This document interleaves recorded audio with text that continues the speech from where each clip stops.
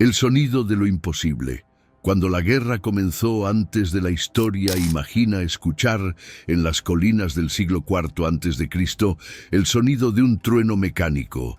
Pero no se trataba de una tormenta, era una máquina, hecha de madera, cuerdas trenzadas con tendones humanos y engranajes que jamás deberían haber existido en aquella época. El disparo de una catapulta atravesaba 200 metros con una precisión casi quirúrgica. ¿Quién construyó aquello? ¿Y por qué esa tecnología desapareció? Mucho antes de la pólvora existieron armas que parecían predecir el futuro. No estamos hablando solo de lanzas o escudos, sino de dispositivos complejos, con principios físicos que solo serían redescubiertos siglos más tarde. ¿Cómo explicar, por ejemplo, un lanzallamas portátil usado en batallas navales? O torres de asedio con elevación automática, movidas por sistemas hidráulicos. La historia oficial intenta encajar esos artefactos como evoluciones naturales de la guerra. Pero cuanto más se excava, más evidencia se encuentra de saltos tecnológicos inexplicables, como si la humanidad hubiera redescubierto algo que ya conocía antes. Y lo más desconcertante, muchas de esas tecnologías surgen, brillan y desaparecen sin dejar sucesores. El caso de las catapultas griegas es revelador.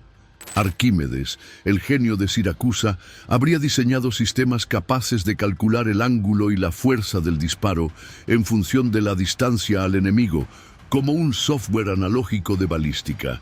¿Sería solo un mito? ¿O acaso sus manuscritos esconden más que fórmulas matemáticas? Existen documentos romanos que describen pruebas con espejos ardientes que incendiaban barcos a distancia. ¿Es solo una leyenda? En Oriente, ejércitos chinos utilizaban ballestas con mecanismos de recarga automática, casi ametralladoras manuales, ya en el siglo III a.C. El Chu-Ko-Nu, como se le llamaba, podía lanzar 10 flechas en cuestión de segundos. ¿Cómo se perdió ese diseño? ¿Y por qué sistemas similares solo reaparecerían en Europa más de 1000 años después, en los proyectos de Leonardo da Vinci? El fuego griego es otro de los grandes enigmas. No se trataba de un simple combustible.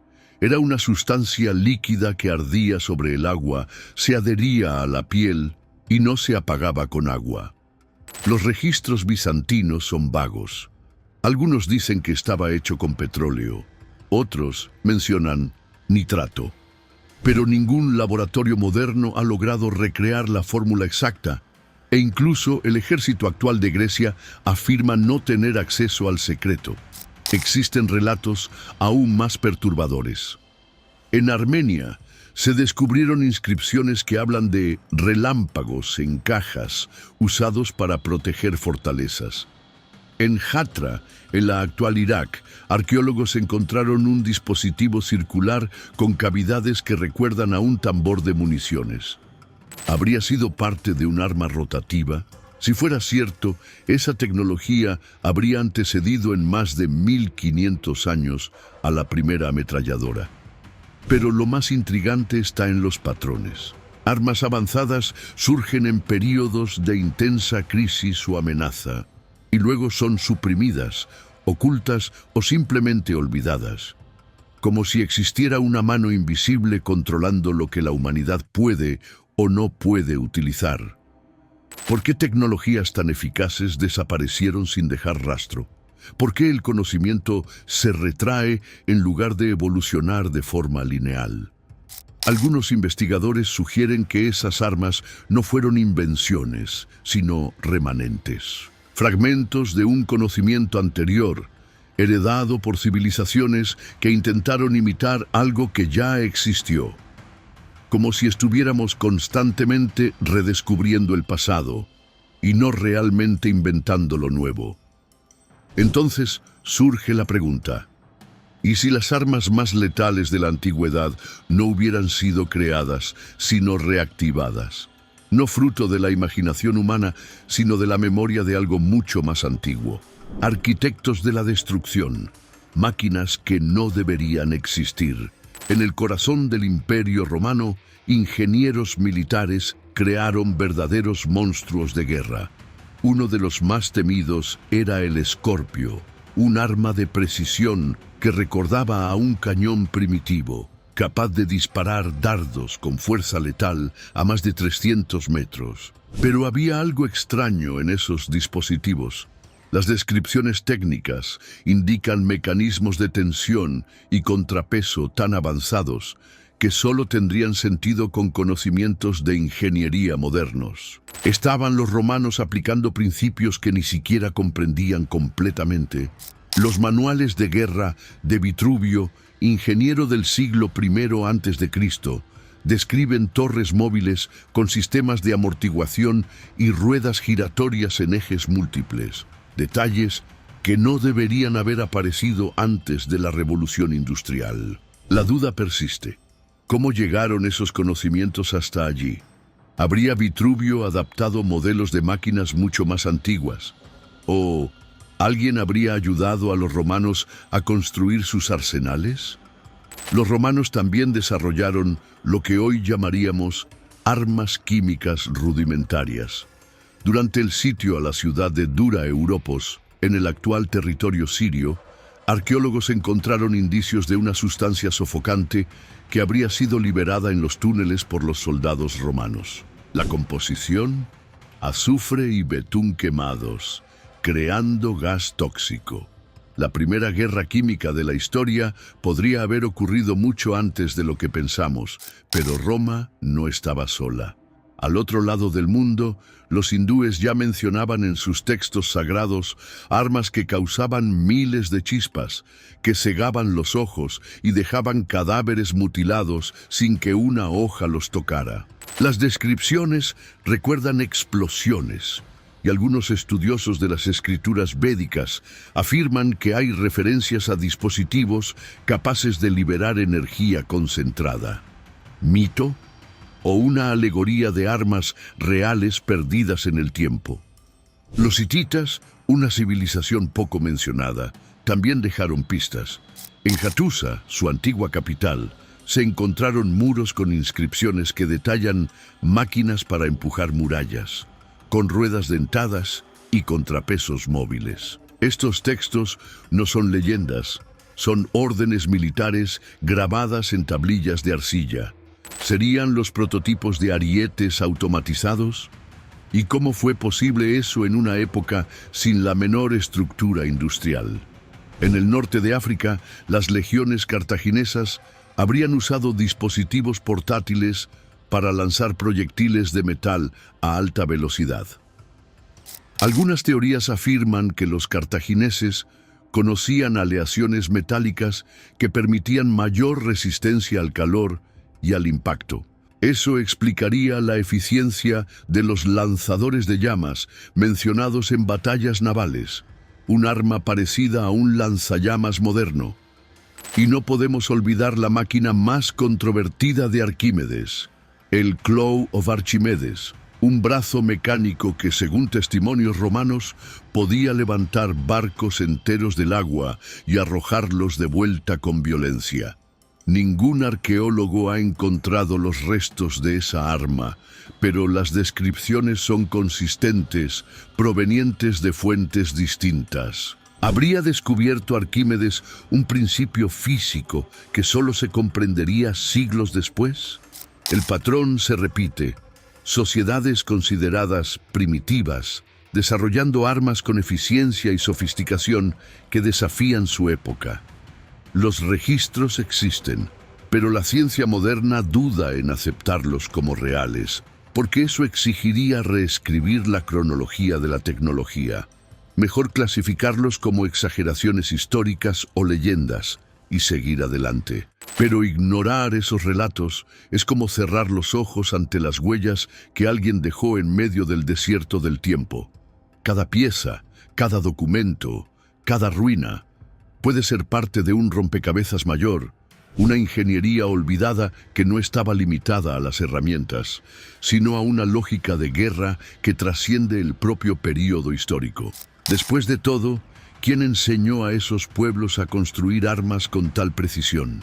¿Y por qué ese conocimiento desapareció, como si estuviera prohibido continuar? El enigma de los manuscritos perdidos. ¿Conocimiento prohibido?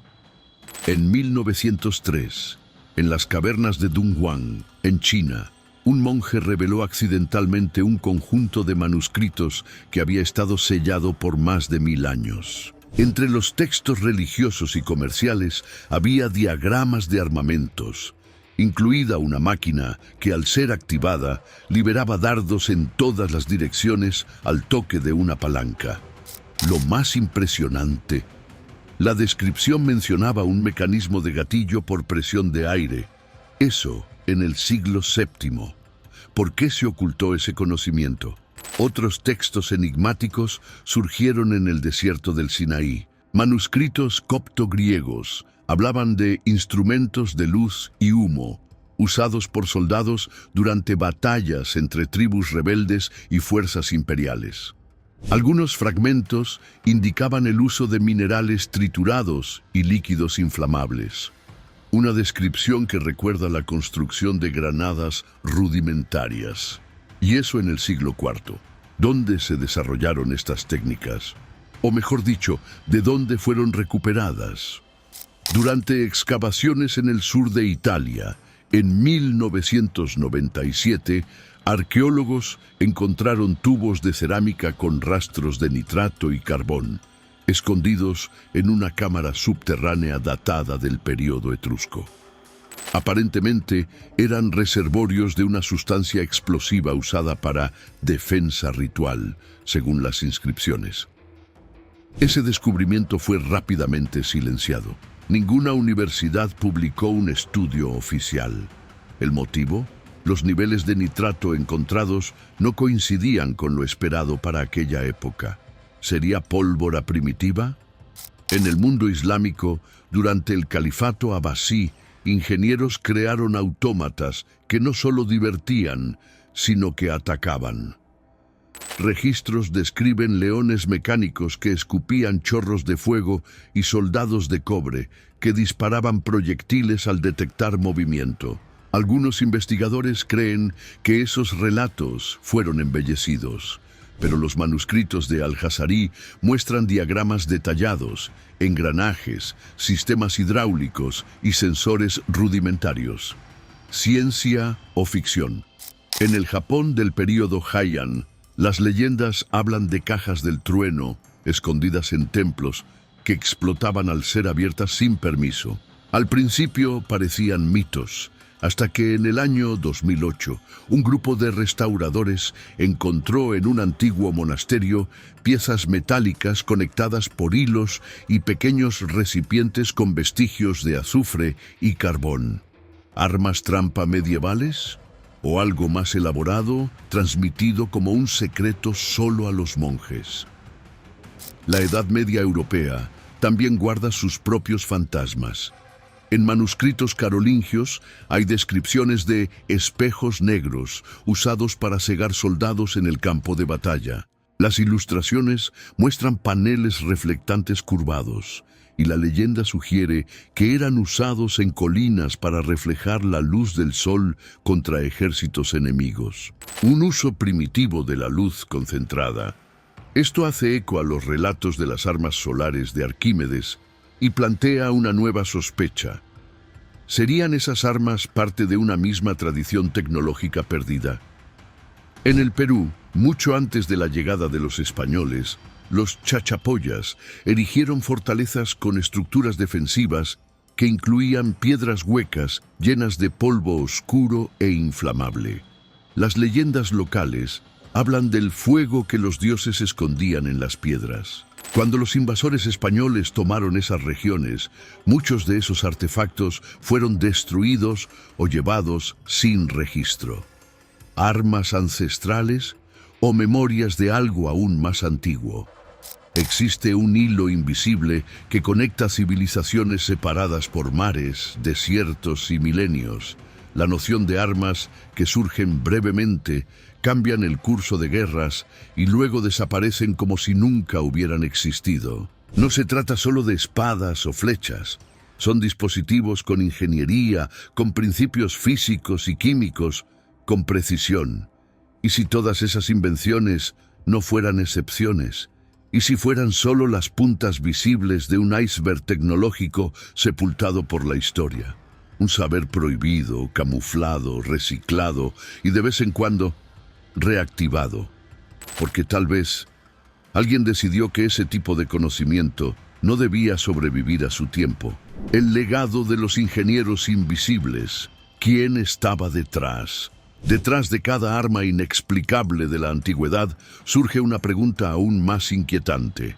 ¿Quién las creó realmente? Porque, en muchos casos, los propios pueblos que usaron esas armas no sabían reproducirlas después. Los griegos perdieron el secreto del fuego griego. Los bizantinos ocultaron sus tratados bélicos. Y en cada rincón del mundo hay vestigios de dispositivos que aparecen y desaparecen sin dejar sucesores, como si fueran legados de ingenieros invisibles. En regiones del Cáucaso hay historias sobre maestros del hierro que descendían de las montañas trayendo armas forjadas con técnicas que ningún herrero local comprendía.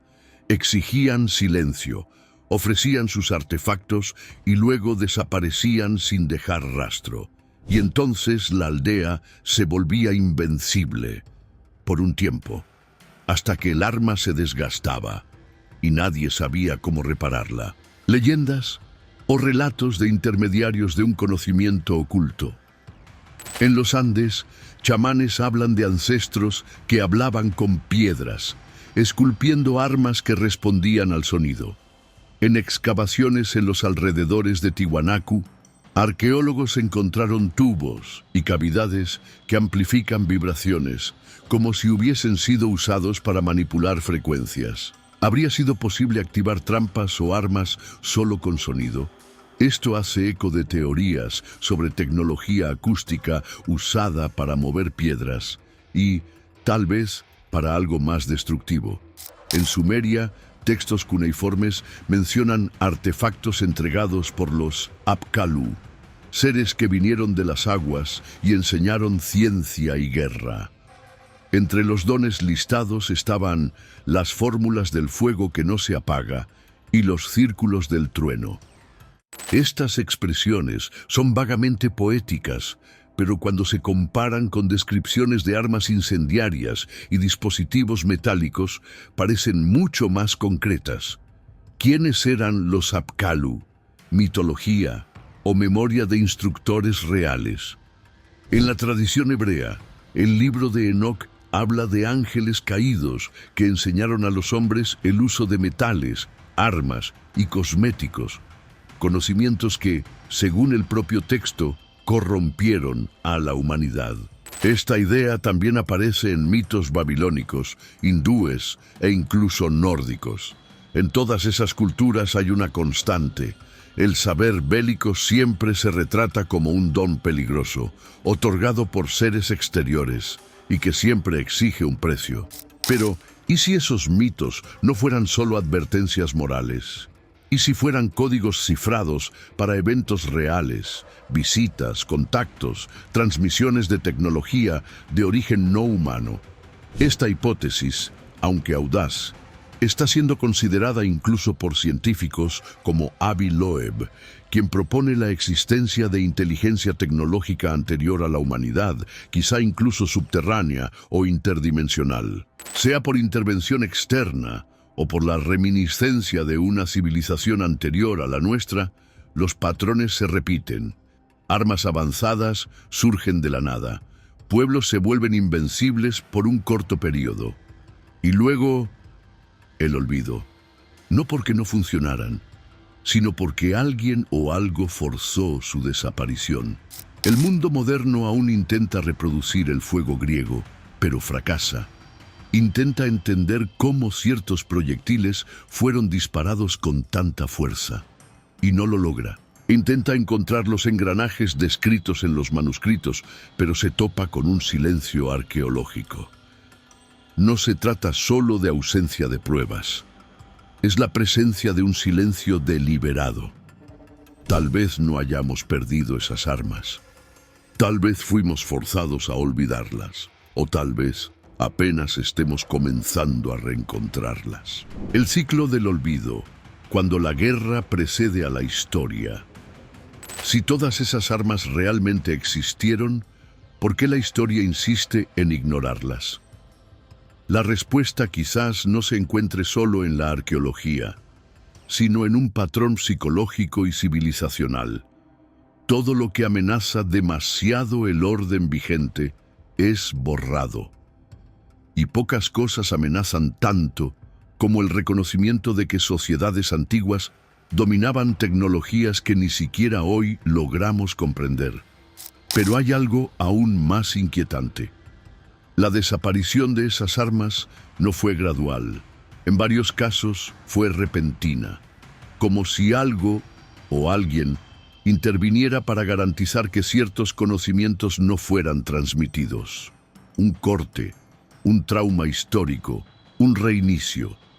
Es como si existiera un límite invisible para el avance humano, y siempre que ese límite es superado, la civilización colapsa.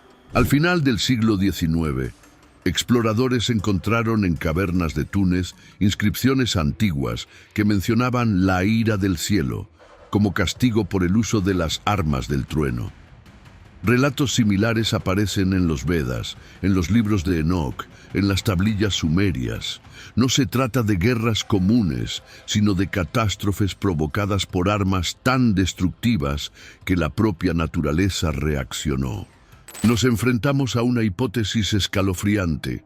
¿Y si esas armas secretas de la antigüedad no fueran apenas productos de la ingeniosidad, sino fragmentos de un pasado cíclico, de civilizaciones anteriores a la nuestra, que se autodestruyeron con el mismo conocimiento que hoy empezamos a redescubrir? La ciencia moderna encuentra ruinas que datan de antes de lo que la historia permite. Sitios como Mohenjo-Daro presentan señales de vitrificación, como si hubieran sido alcanzados por un calor extremo, similar a una explosión nuclear. Pero no hay cráteres, no hay armas modernas, solo el silencio. ¿Sería ese el resultado del uso final de un arma olvidada? Lo que nos lleva a una conclusión inquietante. Tal vez no estemos construyendo el futuro, tal vez estemos reconstruyendo el pasado. Tal vez cada avance bélico que celebramos hoy sea en realidad un eco, un resurgimiento de algo que ya condenó a otras civilizaciones antes que la nuestra. ¿Y si los ingenieros invisibles nunca se hubieran ido? ¿Y si solo estuvieran esperando que se complete el próximo ciclo? Tal vez por eso ciertas fórmulas, como la del fuego griego, simplemente se niegan a volver a funcionar. No porque no sepamos, sino porque aún no es el momento. La historia de las armas secretas de la antigüedad es en el fondo la historia de nuestros propios límites, de cómo nos fascina el poder y de cuán ciegos somos ante sus consecuencias. Y tal vez, al estudiar esos secretos, no estemos desentrañando el pasado, sino abriendo la puerta para repetirlo. Lo que quedó fueron fragmentos, relatos dispersos, diagramas incomprendidos, estructuras que no tienen sentido para nuestro tiempo. Pero tal vez no sea porque no logramos entenderlos, sino porque aún no deberíamos hacerlo. Porque al final, la pregunta que resuena no es solo ¿quién creó esas armas?, sino ¿por qué fuimos forzados a olvidarlas? Y lo más inquietante, ¿estamos ahora a punto de recordarlas,